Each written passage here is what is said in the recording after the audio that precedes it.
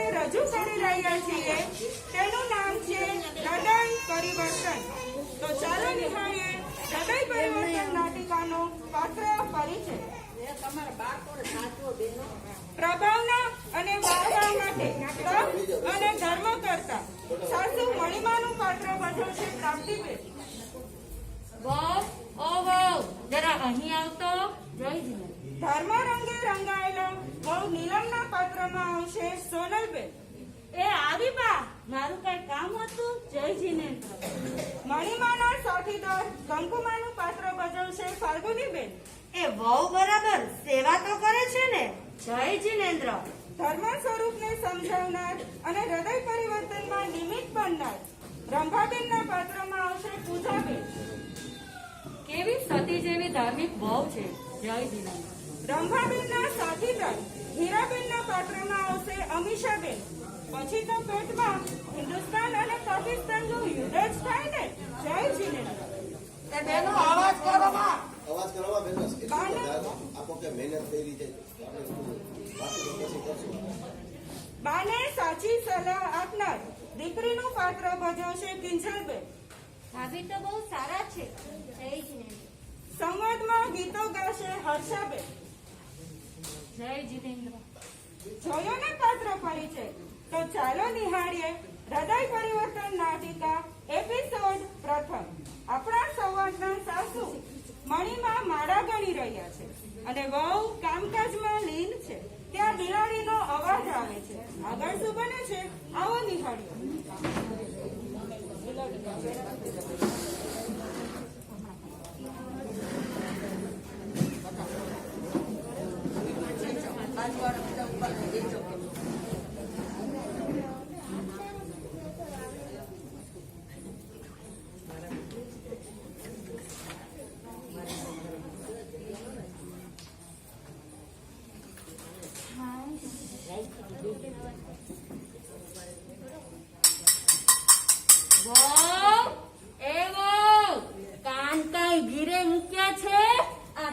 સગલી આવીને દૂધ પી જશે. ઘરમાં તો ટાંગો ટકતો જ નથી. એ આવી બા, મને બોલાવી? ના ના, તને નહીં, તારી માને બોલાવી. આ ઘરમાં તારા સિવાય બીજું છે કોણ? તે તને જ બોલાવી હોય ને. આ ઘરની તો કાંઈ ફિકર જ નથી. હે ભગવાન, આના કરતા તો મોત સારું, મોત. પણ બાપ, આટલું બધું શું છે? હું કામમાં હતી એટલે ન આવી શકી. બોલો હવે શું કામ છે? આવા સરસ રૂપાળા દીકરા આપ્યા છે, પછી મોત કેમ માંગો છો? વારે વા મોટી પંડિતાણી ન જોઈ હોય તો પાછી મને ઉપદેશ આપે છે. શરમાતી નથી? પણ બાપ, આમાં મેં શું પંડિતાઈ કરી? જે સત્ય હકીકત નથી તે જ કહી. જ્યારે જ્યારે હું સત્ય હકીકત કહું છું ત્યારે તમે ઊંધું જ લ્યો છો અને ઝઘડાનું મૂળ વધારો છો અને ઘરમાં ઝઘડા કરો છો. હવે જે ઘરમાં સુખ અને શાંતિ નથી તે ઘરમાં લક્ષ્મીનો વાસ નથી. અરે ભારે મીઠી મીઠી વાત કરનારી આ સમાજમાં તો તે જ મને હલકી પાડી છે. તારા આવવાથી આ મારું ઘર ગધેડે ચડ્યું છે, ગધેડે. મારું આ રતન પરલોકે સીધાર્યું છે તારા આવવા પછી. તારી નજર કઈ સારી નથી, સમજીને? બાપ બાપ, હું તમારા પગમાં પડું છું. હવે ક્યારેય તમારી સામું નહીં બોલું. પણ હા, એક વાત તો ચોક્કસ કહીશ કે મોટા બેન મારા આવવાથી મૃત્યુ પામ્યા નથી. તેનું આયુષ્ય પૂરું થઈ ગયું તેને કોણ રોકી શકે છે? જેનું આયુષ્ય પૂરું થાય તેને કોઈ સાંધી શકે? આ તો તમને ખાલી નિમિત્ત જ મળ્યું છે. જો એવું જ હોત તો તમે કેમ ન મરી ગયા? હાય હાય, અમારી બહુ તો મને મરવાનું કે છે. હે ભગવાન, દીનદયાળુ, દીનાનાથ, હવે મારું શું થશે? આ જેને હું લાડકોડથી ઘરમાં લાવી હતી એ જ મારું મોત ઈચ્છે છે. હવે તો એમ થાય છે કે ઝેર જ પી લો. પણ બાપા, આ તો મેં માત્ર વાત જ કરી છે, તમને મરવાનું નથી કીધું. અરે ઓ નીલમો, ઘરમાં છો કે નહીં? એ આવો આવો, રંભાબેન, હીરાબેન, જય જીનેન્દ્ર. જય જીનેન્દ્ર. હા જય જીનેન્દ્ર, આવો આવો બેસો. મજામાં ને? બસ જો ને આ તબિયત તો સાવ બગડતી જાય છે અને આ મારું વજન તો દિવસે ને દિવસે ઘટતું જ જાય છે. પેલા મારું વજન 3.5 મણ હતું. એ ભગવાન, આ અભાગણી વહુ તો મારો જીવ લઈને રહેશે. અરે મણીમાં, વહુ બિચારી કેટલી સારી છે. ઘરના બધા કામ કરે છે, સાથે સાથે ધર્મ પણ કરે છે. જો બેન, તમે એનું વાંકું બોલો છો તે મને નથી ગમતું. અરે હા, તમે તો બધી એની સગલીઓ જ છો ને. ખવડાવે પીવડાવે એટલે ઈ તો તમને સારી જ લાગે ને. બાકી આ માજીનું તો કોઈ કઈ ધ્યાન જ નથી રાખતું. જો હું ધ્યાન ન રાખું ને તો મારું તો નામો નિશાન આ વહુ રેવા ન દે. પણ બેન, હવે તમારે ઘરમાં માથું મારવાની જરૂર જ શી છે? ભગવાને ઘર બાર દીકરો વહુ બધું જ તો આપ્યું છે, તો પછી નિરાતે ભગવાનનું નામ લો ને. અને પછી હાથે તે સાથે જે કઈ ધર્મ કરશો તે જ સાથે આવશે. અને હવે તો કાળા ગયા અને ધોળા આવી ગયા. જીવન નૌકા કિનારે આવી રહી છે. હવે તો પંચાયત મેલી દો.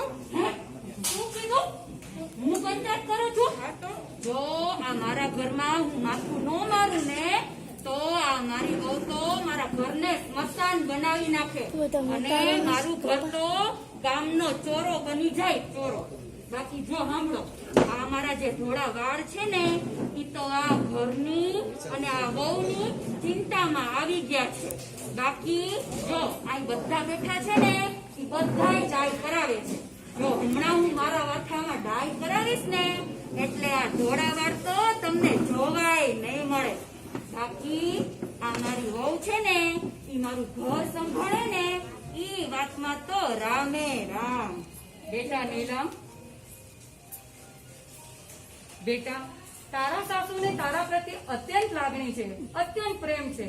આ તો તું ઘરનું બધું ન સંભાળી શકે માટે તે તને કામમાં મદદ કરે છે. હા માસી, તમે સાચું કહો છો, પરંતુ મને એમ થાય કે આ બાની ઉંમર થઈ, આટલા વર્ષ તો સંસારનું ઘણું કર્યું, હવે ધર્મ આરાધના કરી અને છેડો સુધારે. આખા ઘરનું હું કામ સંભાળું છું તો પોતે ધર્મ આરાધના કરે, પરંતુ શું થાય, એમને ધર્મ પ્રત્યે રુચિ કે રસ જાગતા જ નથી ને. હોય બેટા હોય, સાસુજી ઘરડા છે, તેની ઉંમરનો દોષ છે. ધીરજ રાખ, ધીરે ધીરે બધું સારું થઈ જશે. ધીરજના પણ હંમેશા મીઠા હોય છે. હા બેટા, તે તું જે સહન કરે છે અને તારી સહનશીલતા છે તેને લીધે તારા સાસુનું હૃદય પરિવર્તન જરૂર થશે. ચાલ બેટા, ત્યારે અમે નીકળીએ. ચાલો હીરાબેન. જય જીવન. જય જીવન.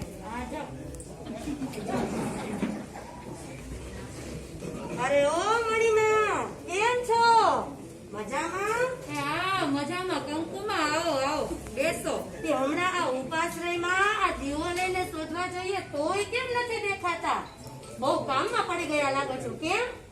હા બેન, શું કરું, મારી તબિયત તો બગડતી જ જાય છે અને આ વજન તો દિવસે ને દિવસે ઓછું થતું જાય છે. તો હે બેન, આ કઈક વજન વધારવાની દવા આપો ને. પણ વળી તમારે વજન વધારવાની શી જરૂર છે? આટલું તો વજન છે. જો વજન વધી જશે તો બીપી આવી જશે. અને હા બેન, હું તમને એક વાત કહેવા આવી છું. આ આપણા ઉપાશ્રયમાં પૂજ્ય માતાજીજી અઠમ કરાવવાના છે અને અઠમ કરાવનારને આ શિરીષભાઈ સોનાના શેઠની પ્રભાવના આપવાના છે. જો હું તો અઠમ કરવાની છું, તમારે કરવો છે? લે એમાં કર વાત, અઠમ તો કરવાનો જ હોય ને.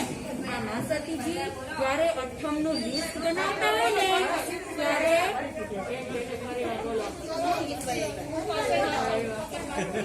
જો બેન, હું તમને એક વાત કહેવા આવી છું.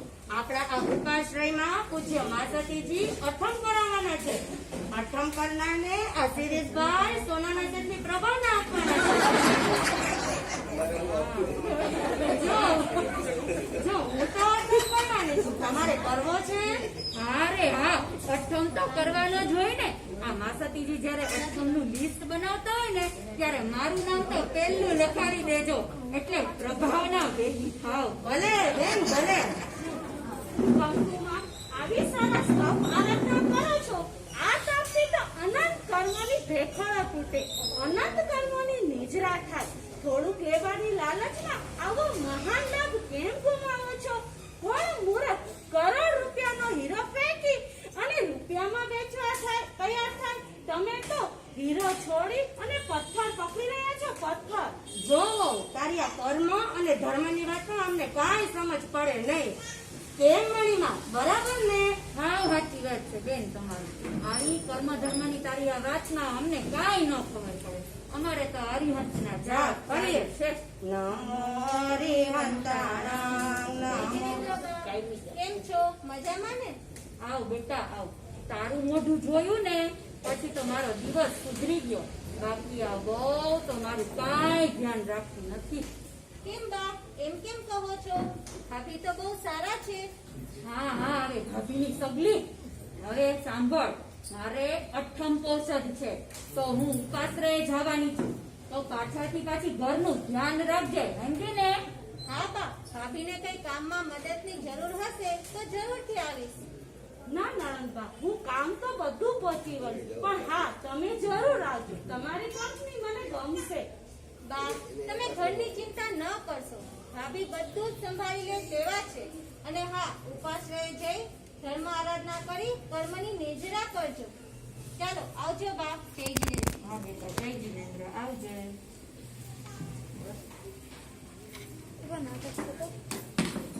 પૂજ્ય મહાસતીજી 8મ તપની આરાધના કરાવે છે. મોટી સંખ્યામાં શ્રાવક શ્રાવિકાઓ 8મ તપની આરાધનામાં જોડાઈ જાય છે.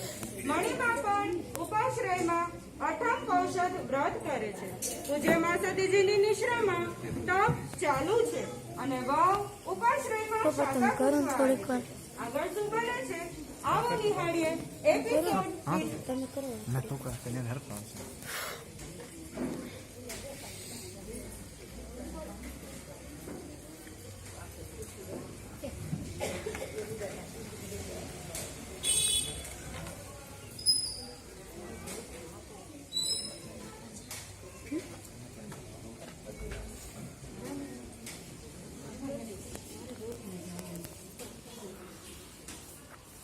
બા, સાતામાં ને લાવો પગ દાબી તો આવ.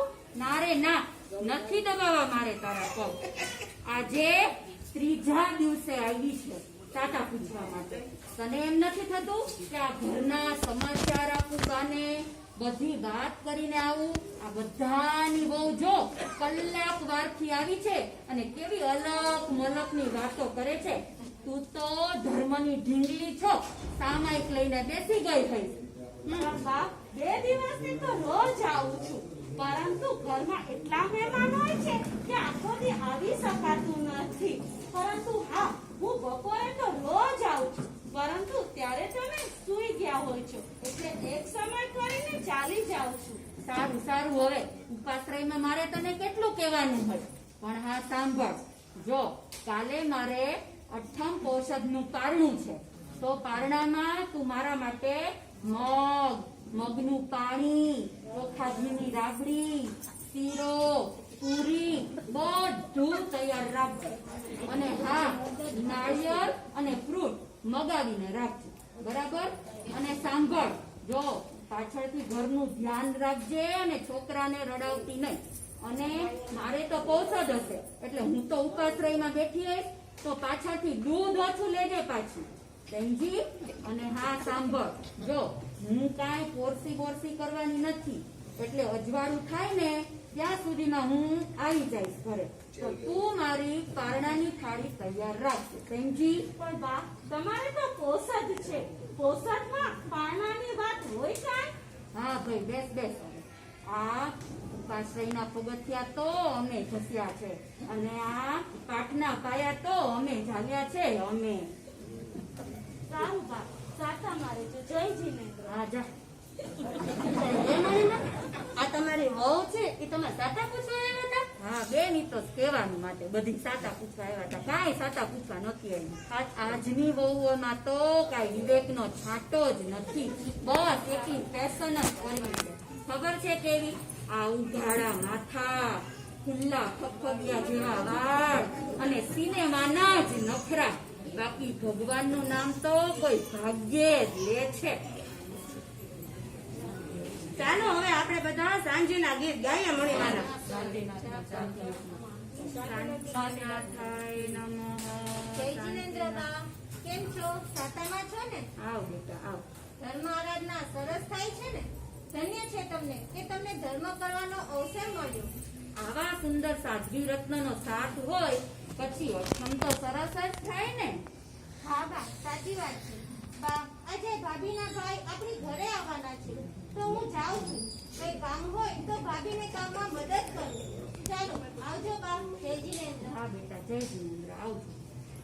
જોયું ને કંકુમાં, આ હું કૌશદ લઈને અહીંયા ઉપાશ્રયમાં બેઠી છું અને પાછળથી આ વહુનો ભાઈ ઘરે આવ્યો હતો. હે તો વહુએ તો શીરો પૂરી ભજીયા બધું બનાવ્યું હશે અને બધાએ પેટ ભરીને દાયવું હશે.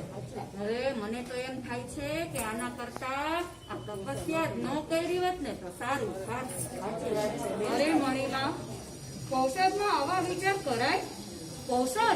કૌશદ એટલે તો આત્માને પોષવાનો દિવસ. અરે બહેન, ઉપાશ્રયમાં આવા હલકા વિચાર ન કરાય. ઈ તો શિખામણ દેવી બધી સહેલી છે. બાકી આ કૌશદના સાંજીના ગીત પૂરા થાય ને એટલે જટ ઘર ભેગી થઈ જાવ.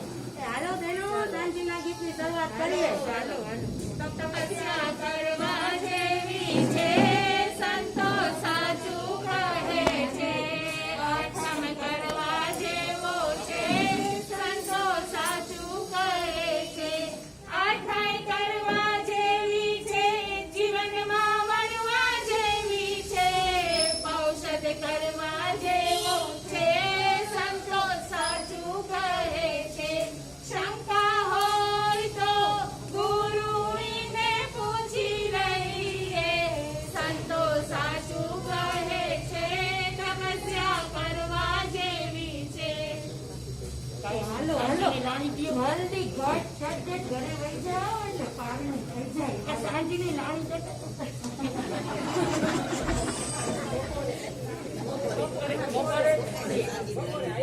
બધાએ સારી સંખ્યામાં અઠમ તપની આરાધના કરી. શિરીષભાઈએ સોનાના સેટની પ્રભાવના કરી. દાતાશ્રીએ પણ સરસ લાભ લીધા. મણીમાં ખુશ થતા પારણા કરવા ઘરે આવે છે. પારણામાં શું બને છે આવો નિહાળીએ એપિસોડ 3.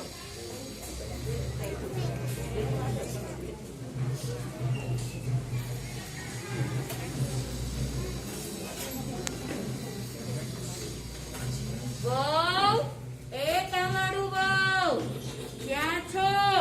મારી પારણાની થાળી તૈયાર છે ને? એ આવી બા, સાતામાં ને? હા હા, તૈયાર જ છે.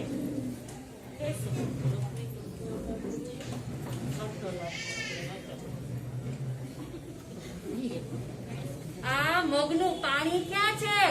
પણ બા, મગનું પાણી તો બનાવ્યું જ હતું, પરંતુ બાબાનો પગ નાખ્યો ને એટલે ઢોળાઈ ગયું. તું મોકળ તારી ઢોળાઈ ગયું. એક દિવસ તારે સરખું કામ કરવાનું હતું અને મારું પારણું સાચવવાનું હતું. ઈ તું ન કરી કે નથી કરવું મારે પારણું. જા. ના બા, બા, ભૂલ થઈ ગઈ. પાણું કરી લ્યો. જીવન આવું નહીં થાય બા, પાણું કરી લ્યો. સારું હવે હાલ. બા, શું સવારમાં બા, શું સવારમાં કકળાટ કરો છો? શાંતિ રાખો ને. શું કીધું? હું કકળાટ કરું છું? આ તમે બધા તો વહુનો ભાઈ આવ્યો તો ને તો શીરો પૂરી ભજીયા ને બીજું ખબર નહીં શું બધુંય ખાધું હશે ને જલસા કર્યા હશે. કેમ ને? બા, કાલે ભાભીના ભાઈ આવ્યા હતા તે વાત સાચી છે, પરંતુ ભાભીએ કઈ શીરોપુરી બનાવ્યા ન હતા. તેમણે પણ અઠમ કર્યો હતો.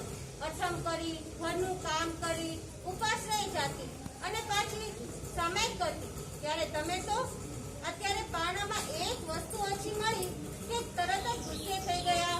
ભાભીને તો અઠમ ઉપર ફોર્સી પણ કરી છે. કાંઈ એવું નથી બેનજીને.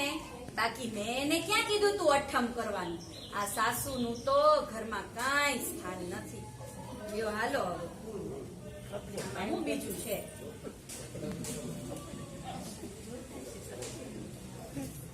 નીલમ વહુએ વહેલા ઉઠી સાસુ મણીમા માટે સરસ પારણાની તૈયારી કરી. મણિમાને પારણા કરાવ્યા. પારણા પછી મણિમાની તબિયત બગડે છે. મણિમાની ત્રણેય સખીઓ તેની શાતા પૂછવા આવે છે અને સાસુ મણિમાનું હૃદય પરિવર્તન કેવી રીતે થાય છે. ચાલો નિહાળીએ હૃદય પરિવર્તન નાટિકાનો અંતિમ એપિસોડ.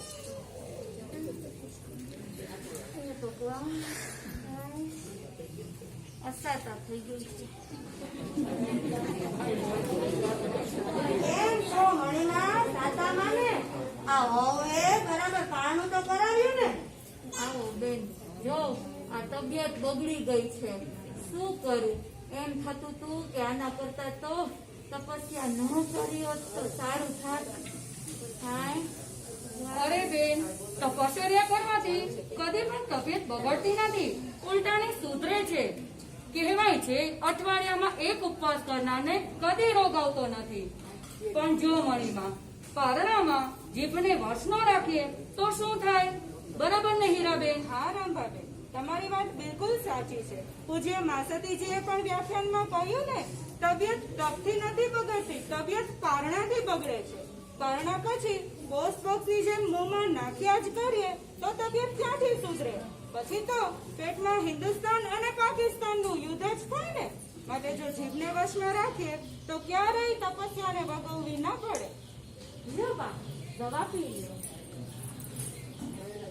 હે મણીમાં, આ તમારી વહુ બરાબર સેવા તો કરે છે ને કે પછી આ રોજ ઘરમાં રામાયણ ને મહાભારત? તું બેન, આ વહુ અને મારી સેવા? ના રે ના, આ વહુ મારી કાંઈ સેવા નથી કરતી. એમને તો બધાને મોટી મોટી સેવા કરવી છે અને મોટા મોટા ઇનામો લેવા છે. બાકી આપણા જેવા ગયડા માવતર તો એક ખૂણામાં રીબાતા હોય. સાચી વાત છે બેન, આજકાલની વહુને તો સેવા કરવી ક્યાં ગમે જ છે. અમન સમન માંથી ઊંચી આવે તો સેવા કરે ને. તો ચાલો બેન, હું જરાક વહુને સમજાવીને આવું હો. હા બેન, હરખું એ સમજાવી નીલમ દો. વહુ, જો બેટા, તમે તો ધાર્મિક અને સંસ્કારી છો. સાસુની આવી સેવા કરવાનો અવસર મળ્યો છે તો કેમ ચૂકી જાઓ છો? કંકુમાં તમારી વાત સાચી છે. માવતરની સેવા કોણ ન કરે? દરેક દીકરા અને વહુની ફરજ છે કે મા બાપની સેવા કરવી. આવો મહાન લાભ કોણ ગુમાવે? પરંતુ શું કરીએ, અમે જેટલું કરીએ સેવા એમને કઈ દેખાતું જ નથી ને. મોટા ડોક્ટરોને પણ બતાવ્યું છે, બધી દવા કરાવીએ છીએ, પણ શું થાય? તેમને કઈ દેખાતું જ નથી ને. સ્વભાવનું અસર હોય કાંઈ? ચાલો ત્યારે હું જાઉં છું. જય જિનેન્દ્ર. હા નીલમ બહુ, તમારી વાત સાચી છે. તમારા બા પોતે ઘણા સુખમાં હોવા છતાં પણ નિમિત્ત માત્ર બનાવી સુખને દુઃખમાં ફેરવી દે છે. હશે જેવા જેના કર્મ, તેમાં વળી આપણે શું કરી શકીએ? માસી, પણ મને એમ થાય કે મારાથી નીચે આ ઘરમાં ઝઘડા અને કંકાસ થાય છે. આમાં મારો પાપનો ઉદય તો ખરો જ ને કે આવા નંદનવન જેવા ઘરમાં ઝઘડો અને કંકાસ થતા રહે. હા નીલમ બહુ, હશે. કેમ મણીમાં તબિયત સારી છે ને? આ પારણાની અસાતા થઈ ગઈ છે બેન. પણ અને એમાંય આવા સુપાત્ર સેવા કરવા વાળા મળ્યા હોય ને પછી તો પૂછવું જ શું. જો બેન, તમે મારું કહ્યું માનો તો હું તમને એક વાત કહેવા આવી છું. કહો ને બેન, હવે તો આ ખાટલામાંય પડ્યા પડ્યા ગમતું નથી. જો સાંભળો બેન, સુખ દુઃખ દર્દ બધા જ આપણા કર્મનું ફળ છે. જો તેમાં સંભાવ રાખીએ તો ઘણો બધો લાભ થાય છે. તેવું પૂજ્ય માસતીજી રોજ વ્યાખ્યાનમાં કહે છે. જો બેન, મહેમાનોને જમવાનું આમંત્રણ આપીએ અને જમાડીએ નહીં તો આબરૂ કોની જાય? આપણી જ જાય ને. બસ બેન, તેમ કર્મ પણ આપણા મહેમાન છે, તેમનું સ્વાગત કરાય, નકારો ન દેવાય. હસાતાનો ઉદય આવે તેને ક્ષમતા ભાવે ભોગવી લેવાય તો આ દુઃખ અને દર્દ કદી આવતા નથી. હા સાચી વાત છે. સ્વભાવનું પરિવર્તન કરીએ, ગુણગ્રાહી દ્રષ્ટિ રાખીએ, સર્વમાં ગુણોના દર્શન કરીએ તો સૌ હોંશે હોંશે આવીને સેવા કરે અને ઘર સ્વર્ગ બની જાય. વળી આ તમારા બહુ તો સતી છે. સતી, સંતો અને શાંતિ એ જ સાચા સુખની ચાવી છે. બેન, તમારી વાત સાવ સાચી છે. આજે તમે મને સાચો રાહ બતાવ્યો છે, તેથી હું તમારો ઉપકાર ક્યારેય નહીં ભૂલું. અને સાચી મૈત્રી તો એ જ છે જે જીવનમાં શાંતિ અને સુખનો માર્ગ બતાવે. તેથી આજથી જ હું મા સતીજીના વ્યાખ્યાનમાં જઈશ અને મારા જીવનમાં આ ઊંડા ગુણોને ઉતારીશ. અરે ઓ નીલંબો, આ મણીમાં જીવે છે કે મરી ગયા? હમણાં આ ઘરમાં શાંતિ કેમ લાગે છે? આ હાલના પુષ્ટિ કેમ નથી કરતા? નાના કંકુમાં મણીમાં તો જીવે છે, પરંતુ તેનો સ્વભાવ જ બદલાઈ ગયો છે. હવે ઘરમાં ઝઘડા કે કંકાસ થતા જ નથી. અમારું ઘર હવે નંદન વન બની ગયું છે.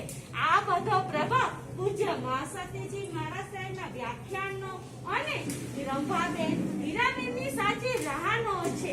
હવે તો ક્યારેય ઘરમાં ઝઘડા કંકાસ થતા જ નથી. મણીમાં એકદમ સુધરી ગયા છે. બા, ચાલો હવે અપાસરે જવું છે ને?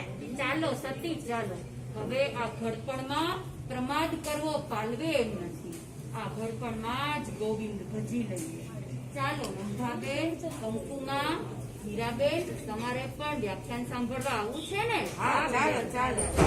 જોયું ને રંભાબેન, ઉપાશ્રયમાં પૂજ્ય મા સતીજી બિરાજતા હોય તો ધર્મનો કેવો પ્રભાવ પડે? એકદમ સાચી વાત છે કંકુમાં. પાપી પાવન બને છે, દાનવ માનવ બને છે, પુની મુનિ બને છે, આરસ રંગે લો પણ સુવર્ણ બને છે. ધન્ય છે સાધ્વી રત્નોને કે તેમનાથી આપણા મણીમાં પથ્થરમાંથી કેમથી રત્ન બની ગયા છે. પૂજ્ય મા સતીજીના ઉપદેશથી તમારા હૃદયનું પરિવર્તન થયું ને? હા હા, સાચી વાત છે. આજે મારું જીવન ધન્ય બની ગયું છે. મારો મનખો સફળ થયો છે. મારો ભાવ સુધરી ગયો છે. આવા સાધ્વી રત્નોની વાણીના પાણીથી મારું જીવન શુદ્ધ બની ગયું છે અને મને સાચા તપનું ભાન થયું છે. સાચું તપ એ માત્ર વાહવા કે લાણી માટે કરવામાં આવતું નથી, પરંતુ કર્મની નિર્જરા અને આત્માના કલ્યાણ માટે કરવામાં આવે છે. તેથી હે બહેનો અને ભાઈઓ, તમે આ ધર્મના સાચા સ્વરૂપને જાણજો. આજથી મારું આ મસ્તક સુદેવ, સુગુરુ અને સુધર્મ સિવાય કદાપી કોઈની સામે નહીં નમે.